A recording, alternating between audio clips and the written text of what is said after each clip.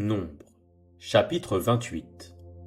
L'Éternel parla à Moïse et dit : Donne cet ordre aux enfants d'Israël, et dis-leur : Vous aurez soin de me présenter, au temps fixé, mon offrande, l'aliment de mes sacrifices consumés par le feu, et qui me sont d'une agréable odeur. Tu leur diras : Voici le sacrifice consumé par le feu que vous offrirez à l'Éternel. Chaque jour, 2 agneaux d'1 an sans défaut, comme holocauste perpétuel. Tu y offriras l'un des agneaux le matin, et l'autre agneau entre les 2 soirs. Et, pour l'offrande, 1/10 d'épha de fleur de farine pétrie dans 1/4 de hin d'huile d'olive concassée. C'est l'holocauste perpétuel qui a été offert à la montagne du Sinaï.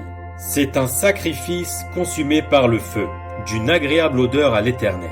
La libation sera d'1/4 de hin pour chaque agneau. C'est dans le lieu saint que tu feras la libation de vin à l'Éternel.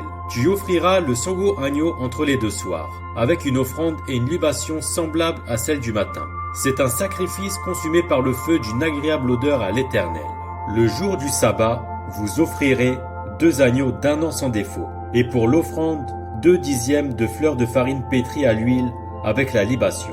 C'est l'holocauste du sabbat, pour chaque sabbat, outre l'holocauste perpétuel et la libation. Au commencement de vos mois, vous offrirez en holocauste à l'Éternel 2 jeunes taureaux, 1 bélier et 7 agneaux d'1 an sans défaut. Et comme offrande pour chaque taureau, 3/10 de fleurs de farine pétrie à l'huile. Comme offrande pour le bélier, 2/10 de fleurs de farine pétrie à l'huile. Comme offrande pour chaque agneau, 1/10 de fleurs de farine pétrie à l'huile. C'est un holocauste, un sacrifice consumé par le feu d'une agréable odeur à l'Éternel. Les libations seront d'un demi-hin de vin pour un taureau, d'1/3 de hin pour un bélier, et d'1/4 de hin pour un agneau. C'est l'holocauste du commencement du mois, pour chaque mois, pour tous les mois de l'année. On offrira à l'Éternel un bouc, en sacrifice d'expiation, outre l'holocauste perpétuel et la libation. Le premier mois, le 14e jour du mois, ce sera la Pâque de l'Éternel.